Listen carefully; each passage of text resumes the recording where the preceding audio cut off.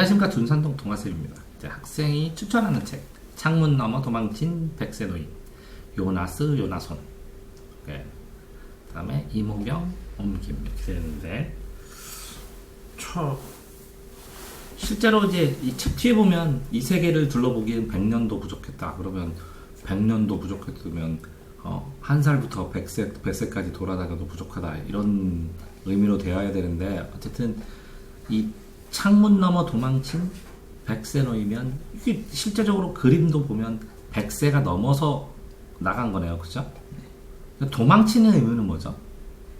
도망친 나의 진실된 모습, 나의 그러니까 내 꿈을 좀 실현한다고. 그러니까 익숙한 것에서 탈출하는. 네. 창문은 뭘 뜻하죠? 창문, 지금 나를 막고 있는 보이지 않는 나를 막고 있는 유리천장 이런 거. 집이나 유리천장. 네. 이걸 넘어서 집이나 현재 근거지를 벗어나서, 그죠? 안정을 벗어나서, 그렇게도 봐도 되겠네요. 네. 안정을 벗어나서 도망친, 그러니까 모험을 찾아간. 그러면 도망칠 수밖에 없었네요. 이 안정은 생활 근거지고 사람들은 다 이렇게 고정관념으로 여기에 안정될 수밖에 없으니까. 근데 왜 하필이면 백세노인이에요? 백세노인? 지금까지 100년 동안 해내지 못했다, 이런 걸 좀 강조하기 위해서. 100년 동안은 못했는데, 네. 네. 그 후회를 할 수 있다. 그 노인이기 때문에 또 가능한 건 아닐까요? 근데 이 백세 노인이 그러면 99세까지 일했어요? 아니요.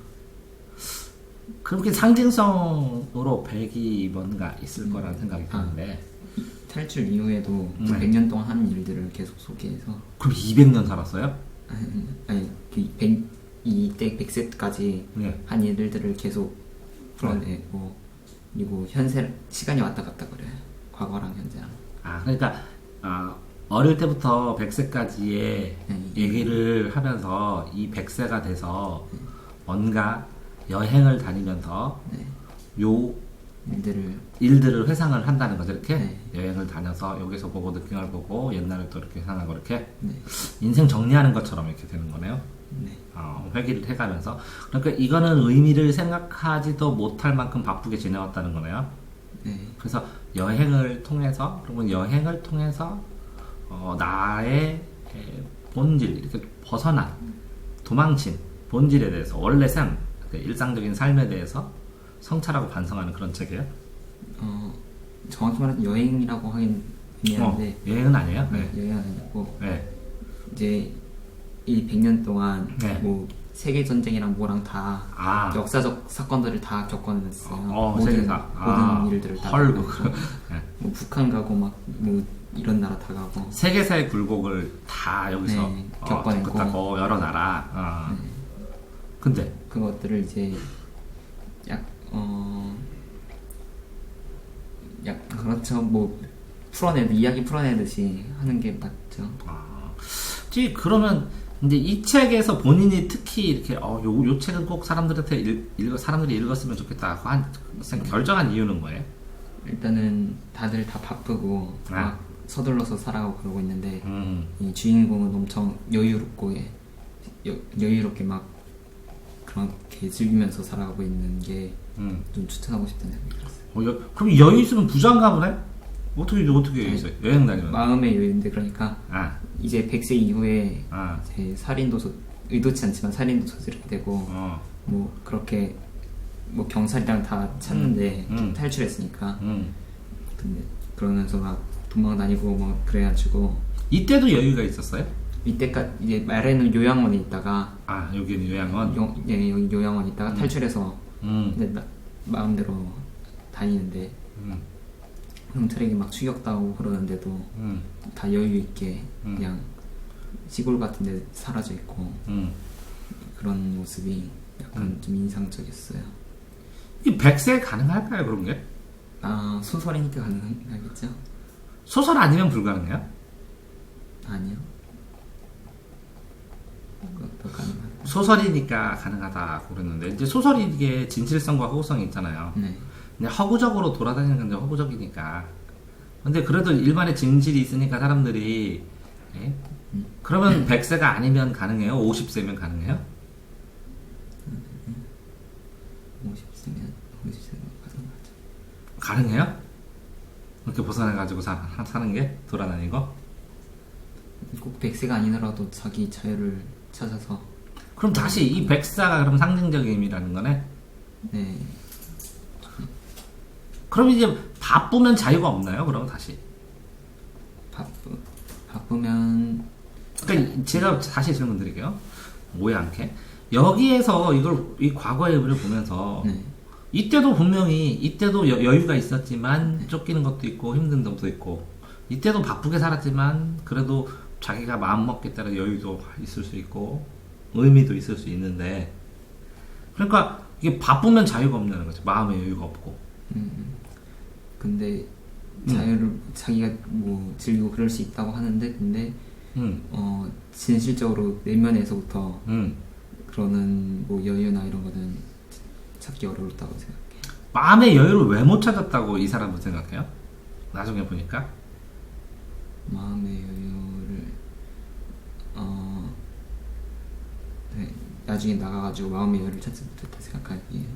아니 그러니까 여기는 마음의 여유 없이 살았다며요. 네. 여기는 여유 있게 살고 이거 돌아봐서 이때를 보니까 이때는 여유가 없었구나. 왜 없었구나. 왜 없었고 그러면 이거를 이때 당시에 이렇게 했으면 여유가 있었을 텐데 라는 생각을 안 하냐고. 그런 건 안 나오냐? 그거는 좀 찾기 어렵다. 아 그래요? 그러니까 이런 거랑 똑같죠. 이제 제가 질문 드리는 거는 지금 이제 중3인데 네. 중2 때 막 바쁘게 지냈잖아요. 중1 때도 바쁘게 지내고 그렇다고 그때 마음의 여유가 없었어요? 아니요. 있었죠. 자 그럼 지금 이번 한 20일 굉장히 바쁘게 지냈잖아요. 그래도 마음의 여유가 없었어요? 그러니까 마음의 여유 충분히 있을 수 있는데 왜 없다고 생각해요? 이 시기가 마음의 여유가 없다는 게 고정관념 아니냐고. 그러니까 이 여유를 이때 여유를 가지고 이때를 다시 해서 이때의 여유를 재발견한다면 좀 의미가 있지만 그냥 이건 정신없었고 이때가 좋아. 그럼 그게 무슨 소설이에요? 자 읽으면서 어쨌든 그러면 이 책 그죠? 전 세계를 돌아다니고 뭐 스펙타클하고 해서 지금 뭐 세계사를 알아야 도움이 많이 되나요? 세계사 역사. 네, 안 그럼 이해하기 힘드나요? 네, 많이 알아요. 그러니까 세계사를 많이 뭐 이렇게 전 세계를 돌아다니고 하면 그 배경 지식이 많이 필요하냐고 여쭤보는 거예요. 아, 네. 아 그래요? 배경식이 지식이 없는 것보다 있는 게 책을 영향도가 읽는데, 그 중에서 큰 책. 네, 좀 크다고. 그러면 이 세계사하고 연결해가지고 세특 쓰기 좋은 책. 네. 그러면 이 세계사를 하면서 여러 나라에 돌아다니면서 개인이 느낀 일반인이 느낀 이 사람 뭐 그러면 여러 가지 직업도 했겠네요. 그쵸. 직업도 여러 가지 하고 상황도 여러 가지 하고 뭐 전 세계 돌아다니면서 전 세계가 스펙타클하게 넘어가는데 굉장히 자유로움을 가지면서 옛날 생활도 하고 요것만 가지고는 재미가 없으니까 인생의 의미를 반추하게 이렇게 만들어 놓은 책이네요. 네. 그죠? 다시 그렇게 얘기를 하고 다시 돌아가서 그러면 도망치는 의미가 뭐예요? 왜 하필이면 도망치는?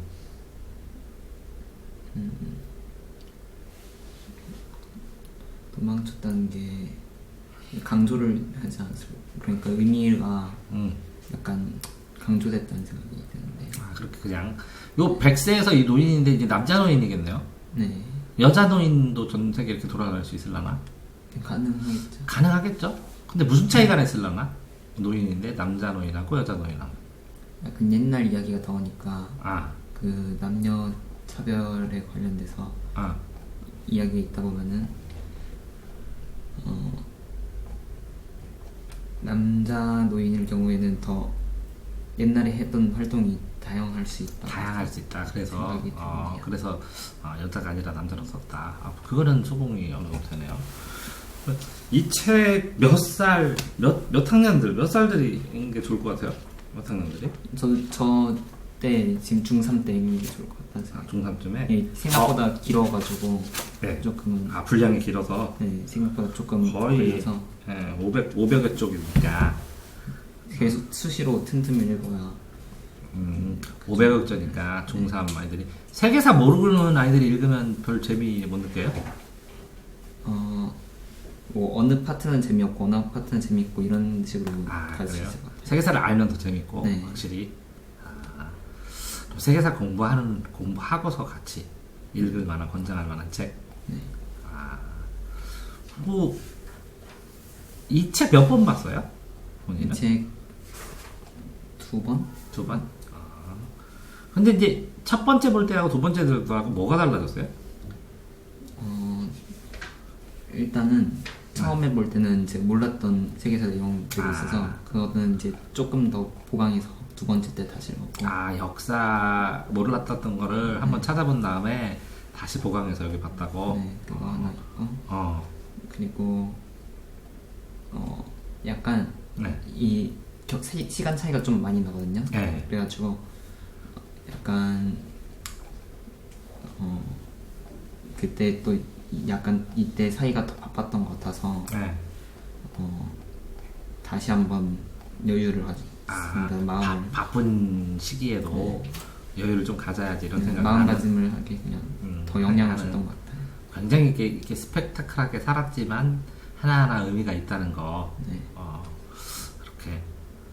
그쵸? 그러니까 예를 들어서 그럼 뭐 아이들 막 거의 하루에 뭐 15시간 바쁘게 공부하는 아이들도 이거 자체가 나중에 보면 여기서 이게 여행 다니면서 보면 그죠? 요런 상황 중에 하나, 그지? 네. 그러니까 이게 바쁜 상황, 바쁘고 힘든 상황 자체들이 연결되어지는 게 어떻게 보면 삶일 수 있지 모른다는 그런 생각? 네. 이 노인을 자기화시킨다면 그냥 나는 뭐해서 도망치고 싶어요? 네. 솔직히 본인 성격의 공부는 아니잖아. 네. 그런데 공부가 아니더라 해도 다른 거 할 거가 없다고 생각해요. 그러니까 뭐해서 창문 넘어 도망치는 뭐해서 이 창문 여기서 집 안정 이런 건데 그럼 집 안정이라고 해야 되나? 도망치기? 애매하죠, 그죠? 네. 실제적으로 도망치를 어떻게 해석하느냐에 따라서 이거 독자들이 이 도망치를 어떻게 받아들이고 해석하느냐에 따라서 이 전체 책을 받아들이고 이 창문의 의미도 받아들이고 그죠? 해야 될 것 같고 네. 백사라는 노인으로 이걸 장치를 한 이유도 생각하게 하네요. 이렇게 하면 다 읽긴 하겠다, 100세까지 독자는. 근데 실제적으로 이제 어떤 책이 배경지식이 많이 필요한 책들도 있다, 물론 그죠? 그걸 채워가면서 공부를 했을 때 이제 읽는 재미로 잘 찾아 들어본 것 같은데, 자 전체적으로 했을 때 예를 들어서 이 노인에게 한 가지로만 질문한다면 본인은 무슨 질문하고 싶어요?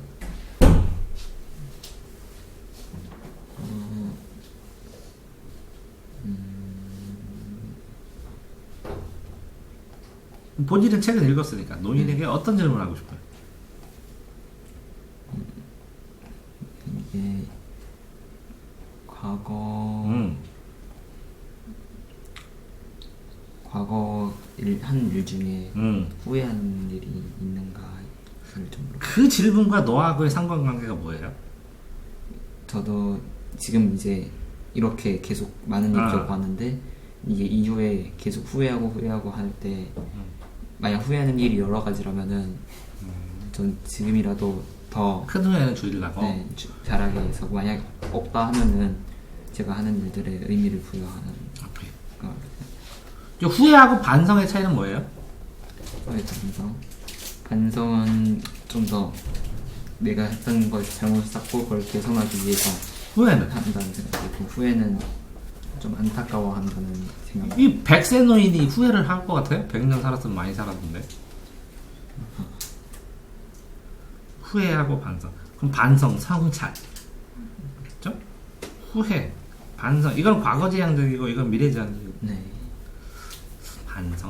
반성, 성찰. 그죠? 어쨌든 뭐 창문 넘어 도망친 100세. 세계사를 좋아하는 아이들한테 꼭 추천하는 책. 네. 네, 감사합니다.